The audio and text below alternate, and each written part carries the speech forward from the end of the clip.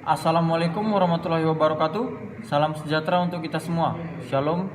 Mohon izin Bapak Ibu dosen, mohon izin memperkenalkan diri. Nama Madya Praja, Melvin Christian Purba, NPP 290140, kelas A4, Fakultas Politik Pemerintahan, Program Studi Politik Indonesia Terapan, IPDN Kampus Papua, Asal Pendaftaran, Provinsi Sumatera Utara.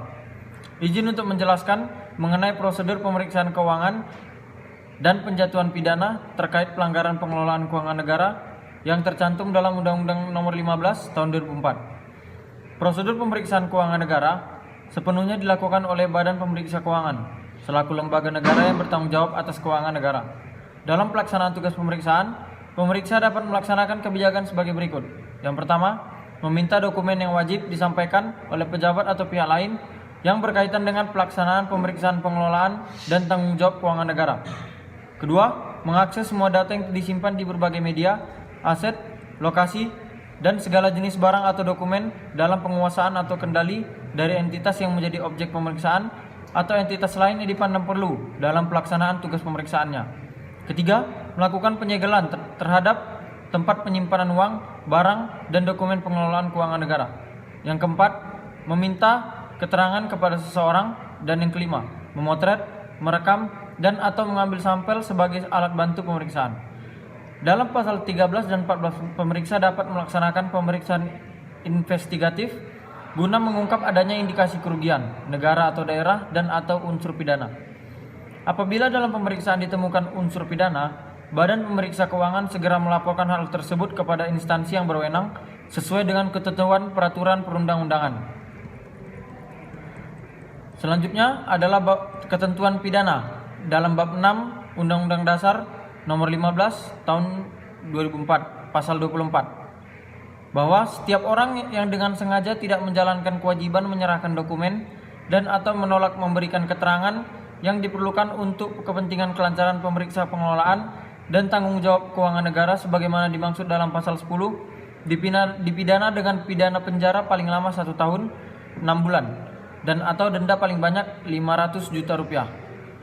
Setiap orang yang dengan sengaja mencegah, menghalangi, dan atau menggagalkan pelaksanaan pemeriksaan sebagaimana dimaksud dalam pasal 10 dipidana dengan pidana penjara paling lama 1 tahun 6 bulan dan atau denda paling banyak 500 juta rupiah. Setiap orang yang dengan sengaja memalsukan atau membuat palsu dokumen yang diserahkan sebagaimana dimaksud pada ayat 1 dipidana dengan pidana penjara paling lama 3 tahun dan atau denda paling banyak 1 miliar rupiah. Pasal 25, setiap pemeriksa yang dengan sengaja mempergunakan dokumen yang diperoleh dalam pelaksanaan tugas pemeriksaan sebagaimana dimaksud dalam pasal 10 melampaui batas kewenangannya dipidana dengan pidana penjara paling lama 3 tahun dan atau denda paling banyak 1 miliar rupiah.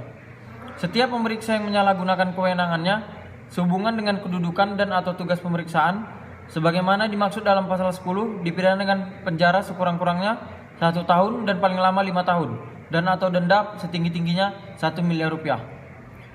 Kemudian setiap pemeriksa yang dengan sengaja tidak melaporkan temuan pemeriksaan yang mengandung unsur pidana yang diperolehnya pada waktu melakukan pemeriksaan sebagaimana dimaksud dalam pasal 13 dan 14 dipidana dengan penjara paling lama 1 tahun 6 bulan dan atau denda paling banyak 500 juta rupiah.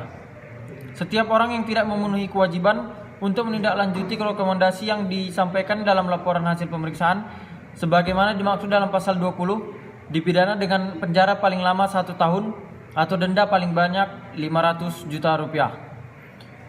Demikianlah presentasi yang dapat saya sampaikan. Apabila ada kesalahan kata ataupun yang kurang dapat dimaafkan. Assalamualaikum warahmatullahi wabarakatuh. Salam sejahtera bagi kita semua. Shalom dan salam Pancasila.